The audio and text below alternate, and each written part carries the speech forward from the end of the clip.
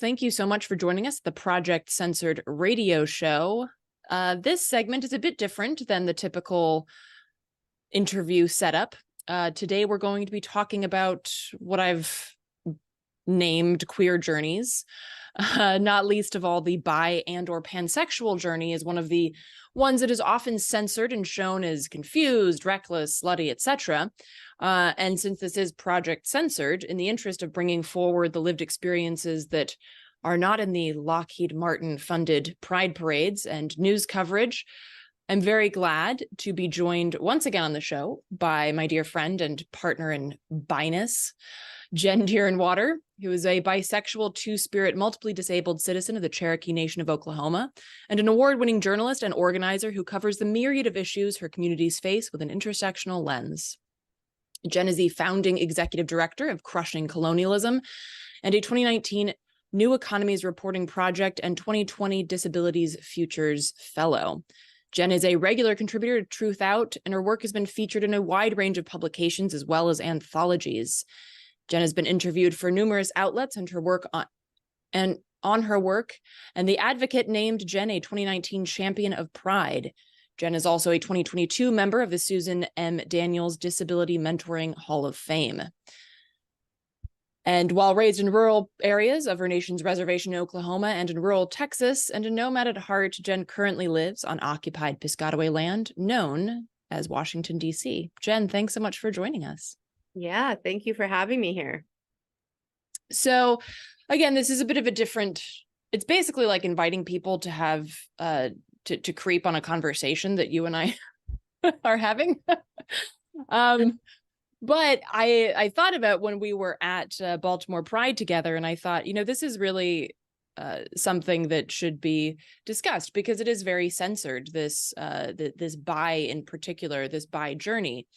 And I know we're outside of Pride Month, but I've always colored outside the lines anyway. So I wanted to start off just asking and talking about that initial time. I don't want to say moment because that's too much like, oh, that was July 2nd, where you started to have questions about this heteronormative structure that you were brought up in.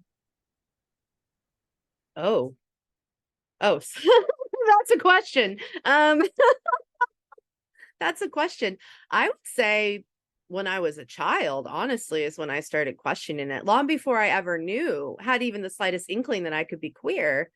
I saw a lot of, not all of my family, but I saw some very gendered roles around who does what in the household. I come from a family where the women had to work outside of the home. It wasn't financially possible for women to just be, quote, stay-at-home moms and wives.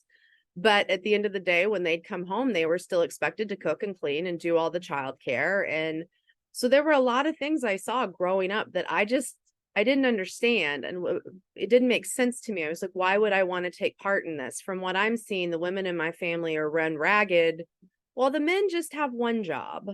So there were a lot of things there that I already was just like, no, thanks. I don't want any part of this. Like, I decided when I was quite young that I didn't want to get married and I didn't want to have children. And I'm 44 and I'm still very thankful every second of every day that I am single and child-free. And when you were growing up, was the concept of bisexuality or was the concept of two-spirit something that you were introduced to? No, not at all. Kind of like in our conversation at Pride recently, I did not knowingly, like I didn't know an open queer person until I was 21 when I had left home and was living in Los Angeles. There was some talk about someone I worked with in high school who was supposedly bi and, but that was kind of it. Like there was no recognition whatsoever of queerness outside of just the Christians that I grew up around saying how horrible queer people were. So, I thought the feelings that I had for women when I was younger, honestly, I thought they were just because men were such sexist and, abusive people. wasn't till I got older and realized, oh no, wait, I'm bi. I just intensely dislike men as human beings, but I'm actually attracted to all the genders. So yeah, that's what's going on. Yeah, I mean, I remember because my mom's an artist, and I remember I would look through her art books very often, and there are, of course, a lot of nude women in art books. And I just thought that because my mom would point out, oh, art, isn't this beautiful art? I was like, oh, so every woman thinks that other naked women are really beautiful and also attractive in that kind of way. And that's just a thing. And so I guess that makes me straight, right? And it wasn't until I was older that I was like, oh, you guys don't feel the same way? Oh, that's weird. Like, and I was also, I mean, I didn't grow up in Oklahoma or Texas, but I grew up in North Carolina, which is also very, very, very narrow in terms of, and the school that I went to was incredible. You know, like people threw food at me in the cafeteria just for saying no to the Iraq War. So the idea of being queer was absolutely not up for discussion. And I just remember trying to really be very outwardly straight. And then I'm not even sure like how you can do that, but I tried to be like no, I'm definitely straight because I played softball and everybody thought that the theater kids were gay. So I had like 2 strikes against me and people would call me dyke. And I was like, no, I'm straight. I just also think that women are attractive. Is this weird? This is normal, right? But like I had nobody to talk to about it because nobody else was openly queer. And then of course later on Facebook, like, you know, a bunch of people that I went to school with are now openly queer, but we were all just kind of like, no, we're straight. We're super, super straight. Okay. Please don't throw food at me or beat me up after school. I mean, there was nowhere to discuss these thoughts and these feelings. And I imagine had there been any professors or any teachers that they would have been fired if they even entertained the conversation with a student, asking them like if these feelings were normal. Oh, absolutely. I can't imagine having asked anyone that I went to school with, student or faculty, for help. I mean, I struggled a great deal with suicidal ideation. I tried to kill myself several times as a kid. Like I already wasn't getting help and support as like a Native child and one who was chronically ill and suicidal. I can't imagine if I had realized I was queer as well. Like I almost kind of think that my subconscious maybe kind of like subverted it to keep me alive. I kind of wonder sometimes, as well as just, you know, not having anyone to talk to and not having anyone to look to, you know, even coming out as bi, it was, you know, later in life, it was really difficult for me because there was still very much this attitude that I would sometimes get from people of, oh, well, you're just confused. You don't understand. You're really just straight. I'd get that a lot because I'm more feminine in my appearance. Or I would sometimes get, well, you're just really gay and you don't know it yet. Or, and I've gotten this one, including from a therapist, that I'm just bi because I'm a rape survivor. Because, you know, that's how sexuality works. You know, I lost it on that therapist. You know, I was like 26, 27, I think, when that happened. And I said to her, I was like, first of all, if women became queer for being raped, every woman on this earth would be a lesbian. Let's be real. All of us would. And second, like, I know this is going to terrestrial radio, so I can't actually say what I told to her, but you can imagine it was colorful. You know, so even as an adult, there's still like, even now that I know who I am and I'm confident in that, there's still that nonsense. There's still people to this day acting like bisexuality isn't real or they don't want to date me because of it. You know, I remember all the jokes as well when I came out of, oh, you're bi, all your options have increased. And I'm like, actually, they decreased. Like, I don't have extra options. Just call me a bitter bisexual. I hate everybody. Dude, it's so true that, well, the trope is like, oh, you're bi, so you're slutty. First of all, there's nothing wrong with enjoying sex. That's the first point. But secondly, no, I am like the most picky person that I know. So I've probably had sex with way less people than my straight and just gay friends have, because I'm so picky. Like, bi does not mean that you are just like, yeah, I'll have sex with anything. But this also was like a common trope with gay folks and back in the day, like, oh well, they're what's next, having sex with donkeys. Yeah. And the mental health issue is something that we see a lot with particularly trans kids, like, oh, it's because you were abused as a child, or it's because you have mental health issues, that's why you're trans, as opposed to this is really who that person is. And yeah, I mean, it's I guess it's not okay, but it's more predictable in the straight male community. For the, when I've dated guys, they've been like, well, you're with me, so you must just be straight. Mhm. But in the queer community, there were a lot of women that would say, well, you're with me, so you're just a lesbian, why can't you just accept it? Really just trying to blot out the B in LGBT. Like, wait, that's not a thing. And I don't understand where this animosity comes from. And one woman I dated said, well, I just can't imagine, like, penis actually scares me, so the fact that you interact with that at all makes it creepy for me to interact with you. Mhm. And I was like, okay, well, I understand having a lot of fear and trauma around male genitalia and maleness in general. But as a whole, like, what is it? Why is it still so prevalent? Even like a few years ago, I went into a lesbian bar and they were like, one woman said, kind of jokingly, but kind of not, like, well, why are you here if you're bi? And I'm like, or why are we doing this? Why is there so, like, why are we infighting? Like, enough people hate us anyway. Like, why are we Yeah. attacking each other? Yeah. Yeah. I just like, I really kind of pulled away from queer community years ago because of the biphobia and then just the anti-native racism. And now as a disabled person, I can't even go to most queer bars or events because no one bothers to make anything disability accessible. So I, in general, am just like, I feel like I'm just a queer out here on an island by my own, you know? Like, I don't quite feel wanted and accepted by the queer community, but I'm sure as hell not accepted by the straight community. Well, and I wanted to dig into some of those intersections as well. Uh, in terms of being two-spirit, was that a journey that happened in parallel, or was that something that came about because you did your own research after you had already embraced being bi? So it came, yes.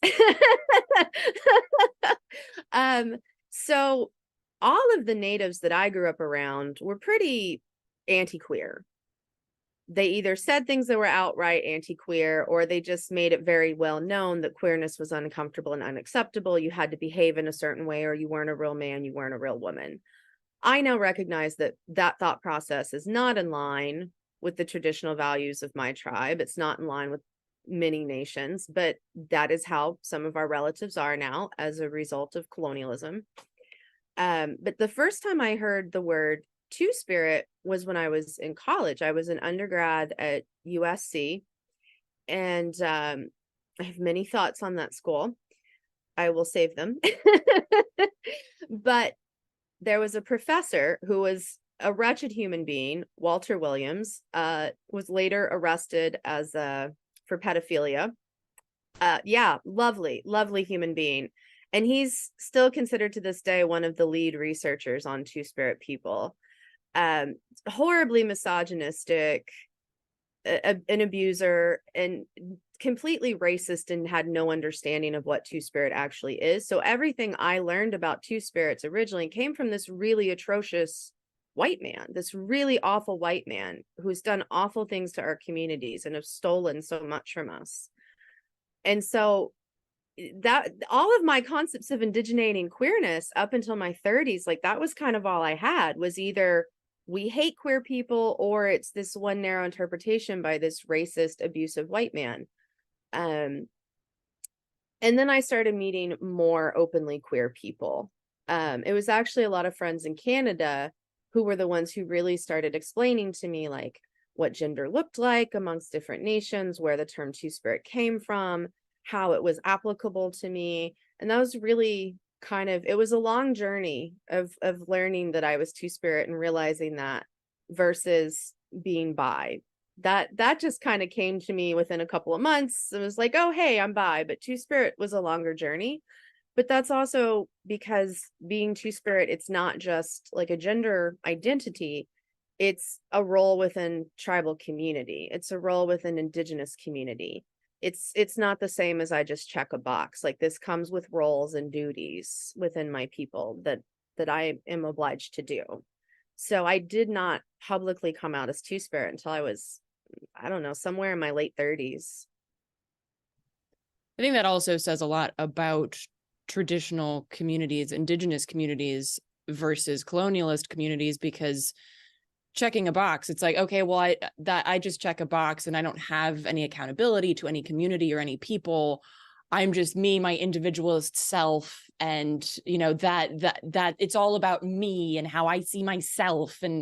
But to actually embrace a term, it was somebody at a pipeline protest that was explaining to me that you can't just call someone auntie in the indigenous community. Like, that is a role. And so that's not just something that you would say like, oh, this person's no, that is a lot of responsibility. Whereas of course in the colonialist perspective, it's like, oh, that's just an aunt. That's just a thing that happened because your sibling had sex with someone else and had a kid. Like, that's just like, it's just you don't, it's a very passive thing. And I wish that the queer community had more of a sense of that responsibility to each other, and which is really the grassroots of Pride anyway. These riots that demanded justice and human rights, but now it's just a corporatized bleep.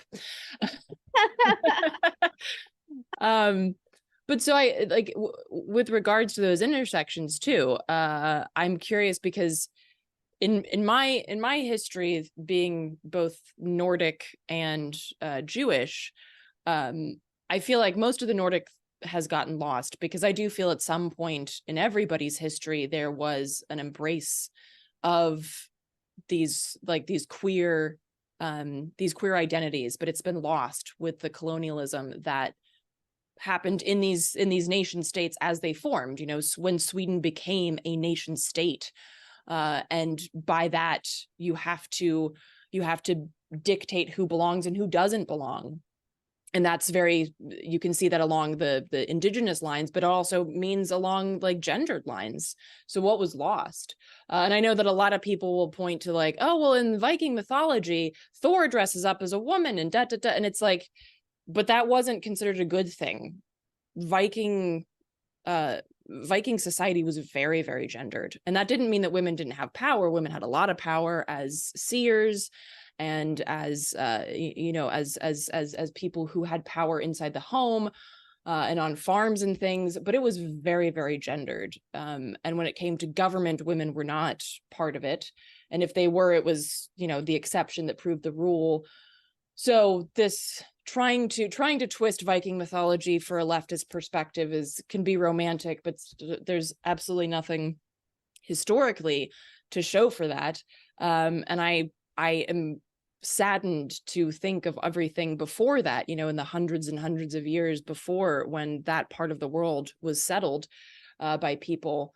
What was lost? Like, what kind of ideas about gender and what kind of acceptance and embracing of different identities was lost because of these more militant and gendered perspectives. But do you feel any connection to like your non-Indigenous background in terms of queerness, or? Not really. I'll be honest, a lot of the European background I don't know as much about. That part of my family has just not been, they've just not been as interested in knowing those roots and where they come from.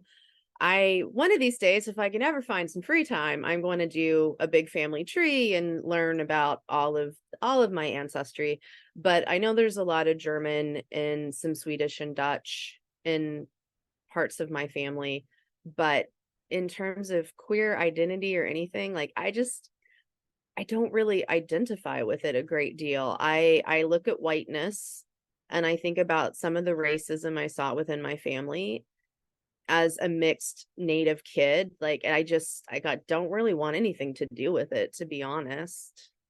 I every time I hear white people say like, well, I'm not racist, my grandchild is black, or my this is that, and I'm just like, I grew up with white family members who were like horribly racist. So what?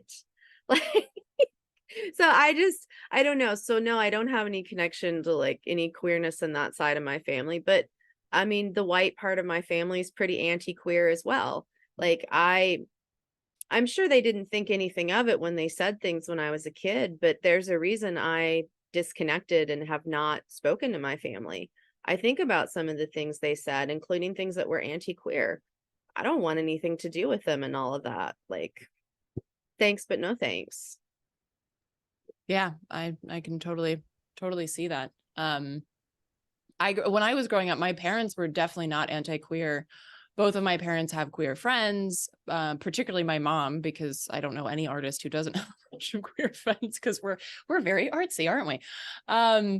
But it was never really talked about. And then of course, my brother became a big male model, and his agent was gay, and so I met a bunch more of queer folks through that, and that it was never discussed negatively. It wasn't just like wasn't discussed. It was kind of like, who cares? And so I kind of adopted that, but that also made me kind of quiet down my own questions because it wasn't even a thing. And I think that, like, especially with my brother being in that space, he was metrosexual. For people under the age of 30, you probably have no idea what that means, but that was like the term given to like the Backstreet Boy type thing, where you spend 4 hours getting those perfect little spikes on your hair, and you might put some foundation on, but you're super straight. That was my brother. And so I was like, oh, well, I guess I'm just straight and then also find women attractive. And then, as I've gotten older, I realized, well, all of this is just so muddied. I mean, even just me to this day grappling with bi and pan, like, I'm like, well, it's all just very fluid. Gender is fluid, and my preferences are fluid. And it just seems like, as I continue to learn more about these terms and these ideas, and I reflected on my own childhood, I continue to question, where do I fit in? And I'm curious, do you have that same feeling? Is pansexuality something that you use or are there other terms that you would use to describe yourself? I think probably pansexual is more in line with who and what I am. Especially as like my own ideas have expanded over the years. I still just say that I'm bi because biphobia is real, it's a thing. Even though some folks like to act like it doesn't exist, it does. It's real. It's still around. I don't know. I feel like for me, it's more the individual than the gender. It's more the connection I have with someone. Like, you and I are both very sapiosexual. Like, we've had those conversations. And unlike you, though, when I was younger, I was a lot less selective in my partners. But as the years went on, I realized more and more, if I just don't have an intellectual connection with someone, I just don't have the level of attraction and the interest. And now at 44, I'm just kind of like, I've already been out there. I've already done everyone. It's about the individual. And if you're not right for me, then I'd just rather be at home with my cats, reading a book or watching TV. Like, I don't know. That's where I'm at. Totally. Is there, in terms of the comparison between how we talk about it in an English speaking colonialist perspective, bi, pansexual, are there similar conversations in the Indigenous community and similar like research trying to dig up what's been I don't want to use the word lost, because it makes it sound like y'all just dropped it when you were on a walk or something, that's been destroyed. I hate when people are like, oh, the Palestinian people lost land. I'm like, dude, they didn't like loot. It wasn't lost. No, I lost my keys. That was stolen violently. Like, so Oh, is there any like, exactly. is there any, kind of research into what was stolen and what was destroyed by colonialisms in terms of these identities? Yeah, there's a growing amount of research being done. Of course, I can't think of the name of the author right now. I'm the worst at names. I'm the worst. Every time I get on an interview and people are like, oh, who should we follow? Whose book should we buy? I'm like, I don't know. I wasn't prepared for that. So there are people in the community. Some are academics, some are other types of storytellers, who are sort of bringing back some of that knowledge about, different gender identities and different ways of seeing sexuality, and gender within traditional indigenous ways. It's tough though, was because as people who are more oral storytellers, we don't have written documents to look to. So when your people are all being murdered and there are no documents, like, not that documents can't be destroyed and aren't all the time in acts of war, but it makes it harder. It makes it harder to know that knowledge that was lost. And the knowledge of our, multi-gendered people was purposefully oppressed. There are some records of the Spanish, for example, taking people that they did not consider to be, the right kind of men and doing awful things to them.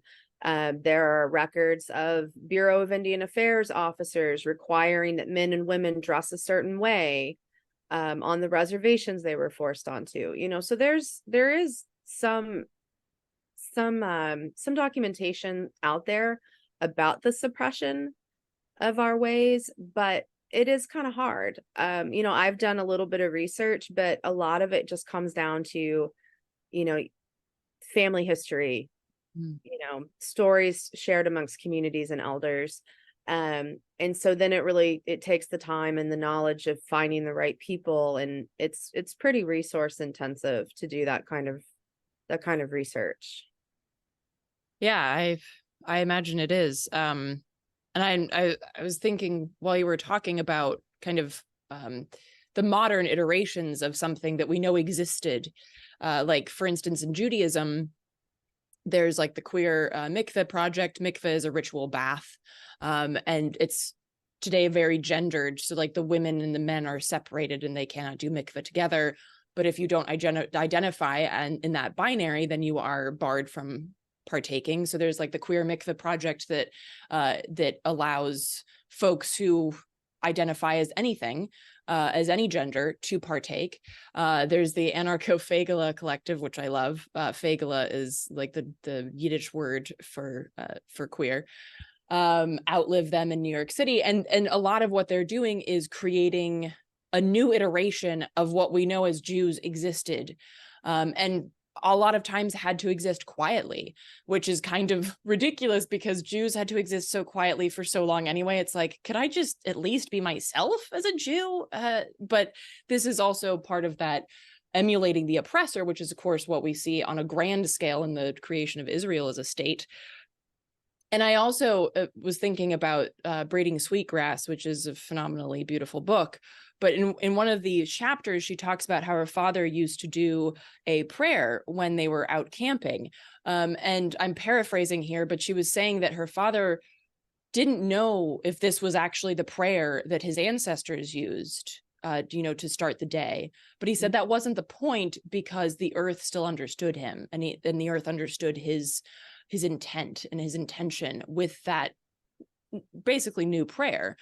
Do you feel like there's something similar happening in Indigenous communities where, okay, well, that was destroyed. So how can we, as, the future of our ancestors, create something today that might not be exactly what existed, but it's the same feeling and it's the same vibe, and our ancestors will see and respect that? Mm-hmm. Yeah. I see that in a lot of different spaces.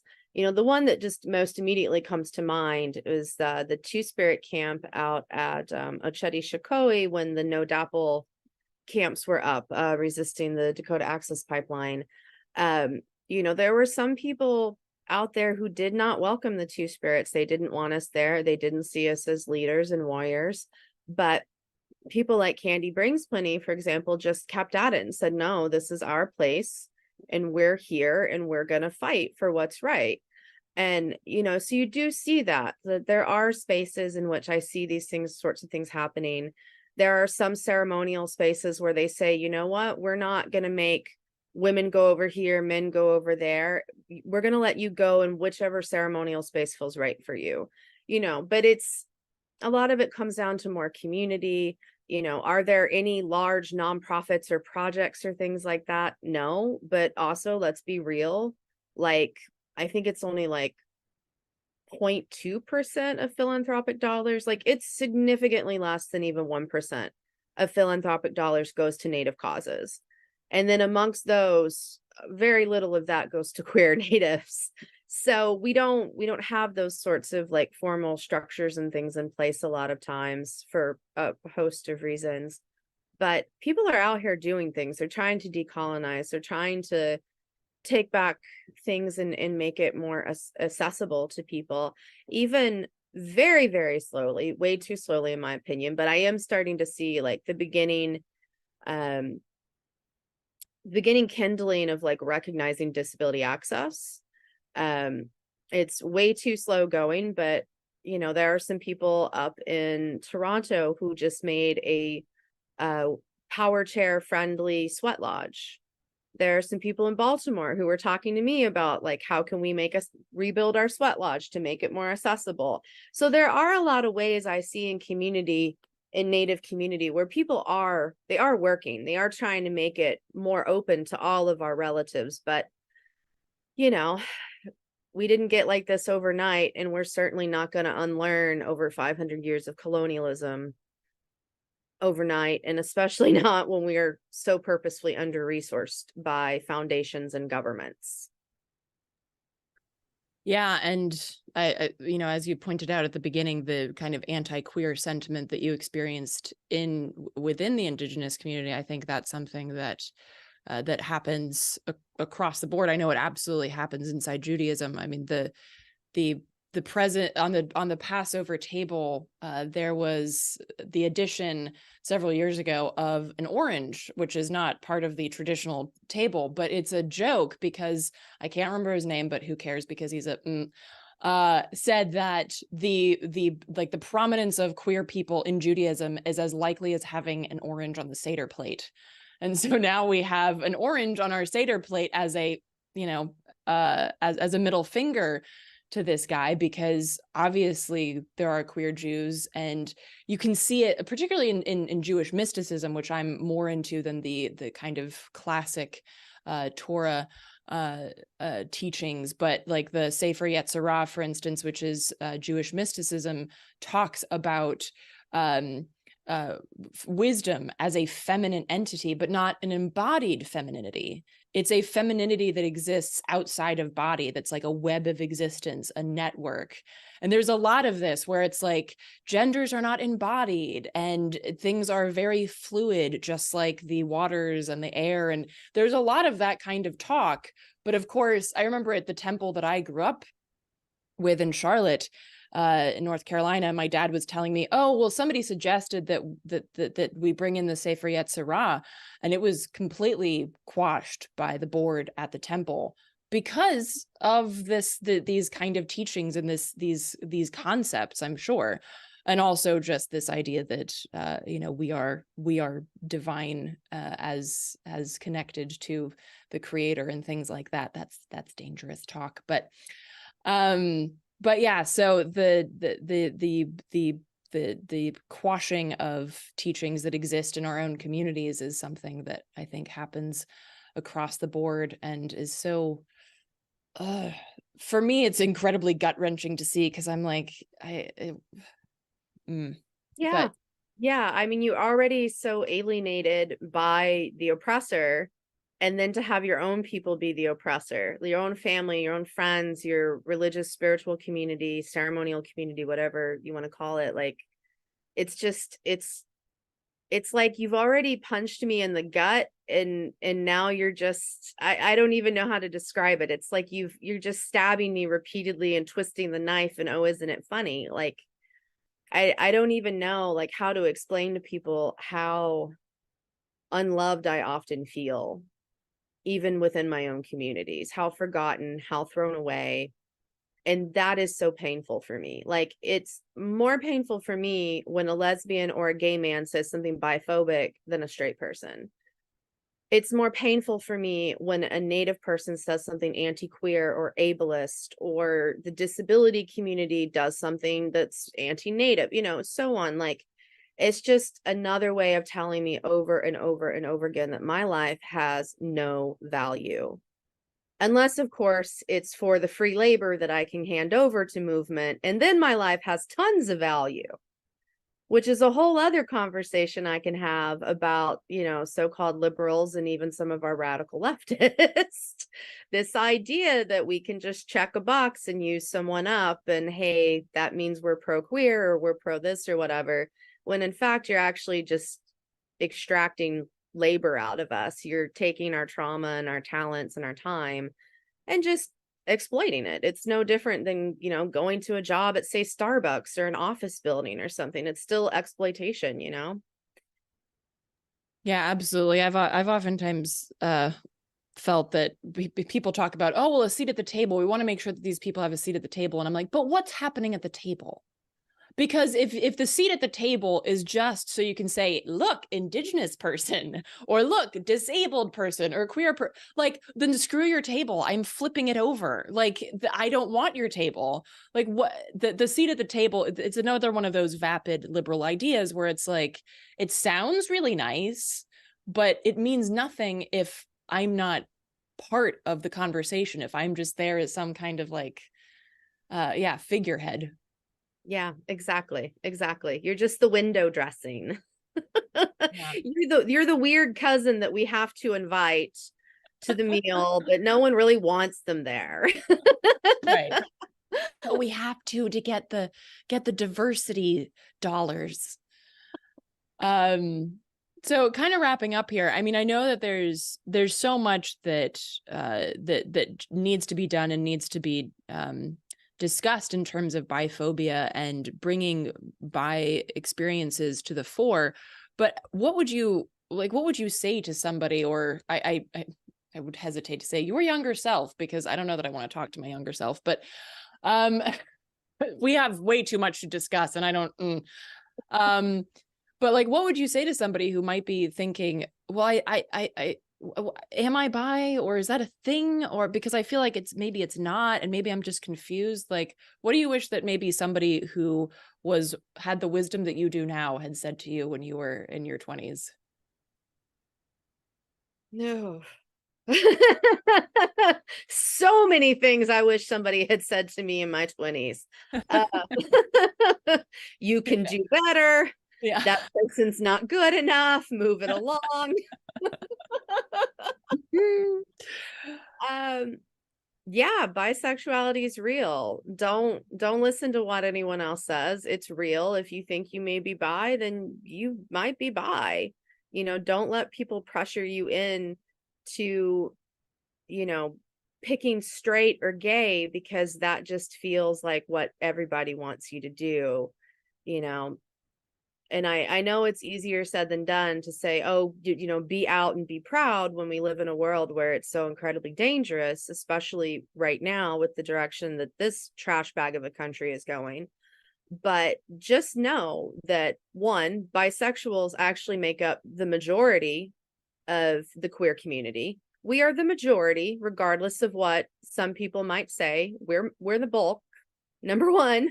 And number two, like, yeah, it's real. It's valid. We're here.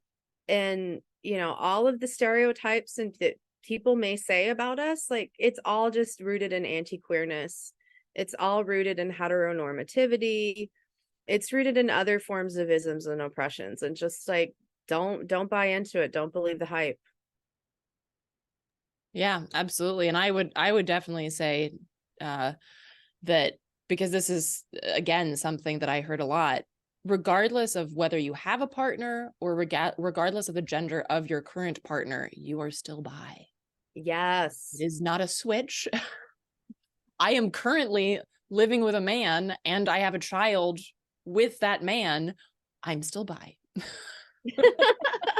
I did not hand in my bi card when I decided that we would live together. Like it doesn't matter. Mm-hmm. Yes, exactly. Exactly. Well, I feel like we could have this conversation for the next 4 hours, but is there any last little thoughts for this time that you'd like to add that I might not have addressed? No, nothing at the moment comes to mind. Okay. I'm crushing colonialism on all of the social media platforms. Okay. Awesome. Thank you so much, Jen. Awesome.